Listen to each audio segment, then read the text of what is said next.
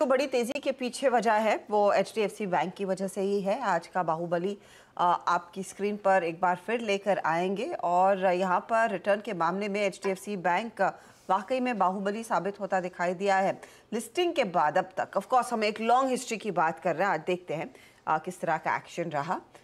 सुमित हमारे साथ जुड़ रहे हैं।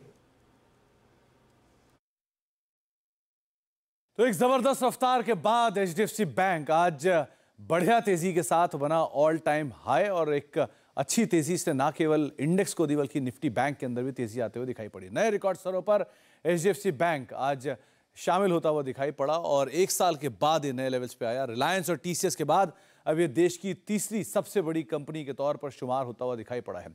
करीब 13.5 लाख करोड़ रुपए की मार्केट कैप, करीब 9.5 लाख करोड़ के आसपास के ग्राहक और जिस तरह की फाइनेंशियल स्ट्रेंथ है यानी कि 22 लाख करोड़ के आसपास के डिपॉजिट्स और रफली 25 लाख करोड़ रुपए के आसपास के लोन डिसबर्समेंट, इस तरह के बड़े नंबर्स बैंक के साथ ऑलरेडी मौजूद भी हैं।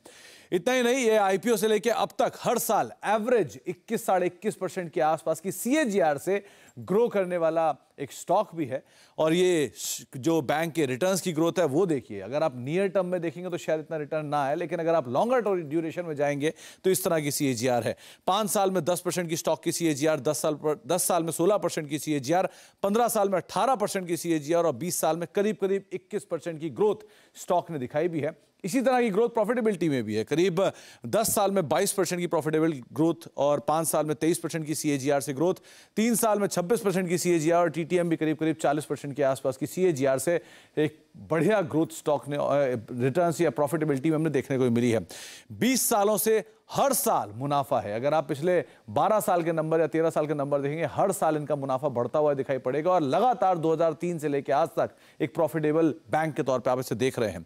ये मुनाफे का नंबर 2003 में करीब 388 करोड़, 2013 तक आते आते 6800 करोड़, 2023 तक आते आते 46,000 करोड़ और अब करीब 64,000 करोड़ रुपए के आसपास का एक बड़ा प्रॉफिट हम देख भी रहे हैं। और ये हर साल प्रॉफिटेबिलिटी ग्रोथ 2019, 20, 21, 22, 23, 24 लगातार ये बार आप बढ़ता हुआ ही देखेंगे। इनफैक्ट पिछले 12-14 सालों से ये अगर हर साल के प्रॉफिट के ऊपर नजर डालेंगे तो पिछले साल से बेहतर प्रॉफिट इस साल बैंक ने दिया है। तो इस तरह की एक बढ़िया रफ्तार के साथ एचडीएफसी बैंक बना अब देश का तीसरा सबसे बड़ी कंपनी और एक ऑल टाइम हाई पे स्टॉक कामकाज करता हुआ दिखाई पड़ रहा है। ऑल टाइम हाइस पर वो स्टॉक का कामकाज करता हुआ। अनुज, ऑफ कोर्स ये जो बड़ा मूव आया है वो लार्जली एमएससीआई की वजह से आया है। अब यहाँ से आगे भी देखना होगा क्योंकि MSCI is just a event, correct. अब अगले क्वार्टर में जब ये 55% के ऊपर इतने सारे फ्लोस के बाद शेयर होल्डिंग चली जाएगी, उनको दोबारा रिविजिट करना पड़ेगा। एग्जैक्टली।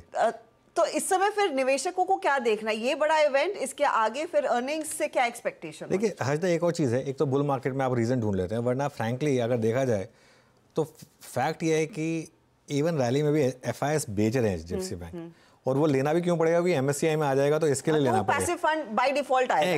एग्जैक्टली। और एक चीज़, आज जो हमारी बात हुई थी, आज अगर आप चेस करेंगे तो आज पैसा नहीं बनेगा। आज इनफैक्ट पैसा गया होगा अगर आपने आज चेस करा होगा। इसके लिए सुबह एक व्यू मेरा बहुत क्लियर था कि आज एचडीएफसी बैंक मत चेस करिए।